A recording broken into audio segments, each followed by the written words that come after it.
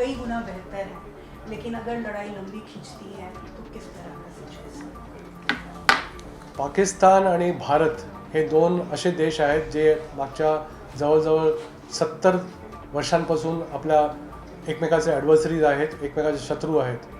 आणि ह्याचं कारण एकच आहे की पाकिस्तान नेहमी काही ना काही खुराफाती करून हे असं मिस्चिफ करतं, त्याच्यामुळे भारताला रिॲक्शन द्यावं लागतं.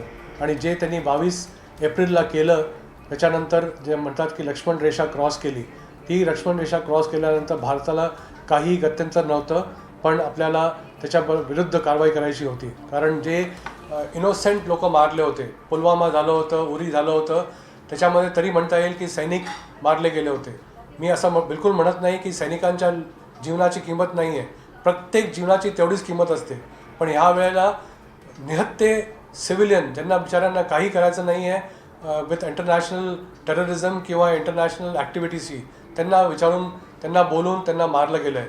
असं म्हटलं गेलं होतं की पूछ के मारा था. अशा वेळा भारताने ठरवलं होतं की घुस के मारेंगे.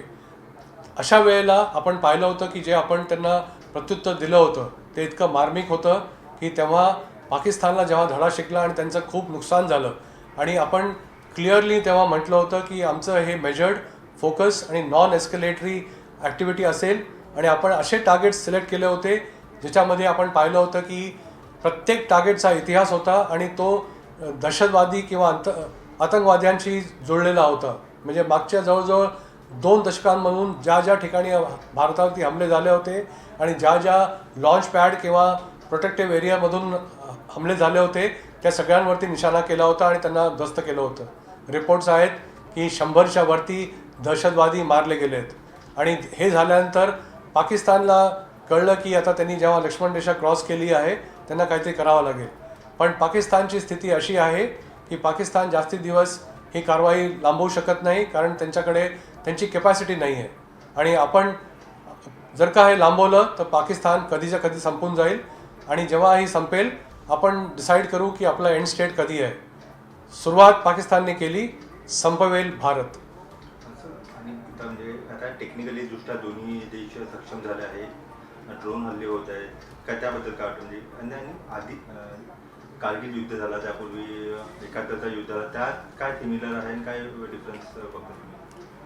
आपण पाहिलं होतं की याच्या आधी पण युद्ध झाले आहेत. 65चं झालं, 71चं झालं, 99चं झालं.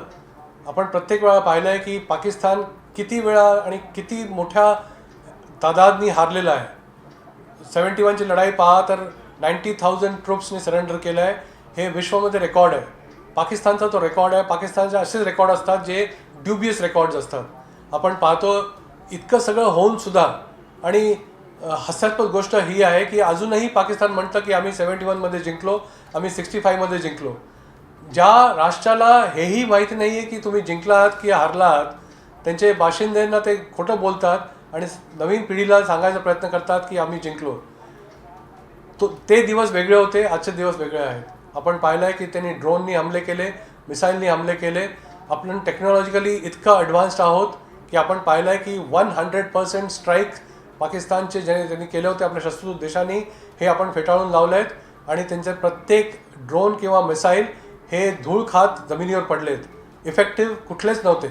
आणि आपला देशाचा मोराल, आपल्या नागरिकांचा मोराल खूप हाय आहे. आपण पाहिलं होतं, प्रतिक्रिया दिली होती लोकांनी. त्यांनी म्हटलं होतं की आपण जे करतो आहे नुकसान झालं, काही हरकत नाही, आपलं सैन्य सज्ज आहे आणि शेवटी विक्ट्री भारतचीच होईल. जय हिंद.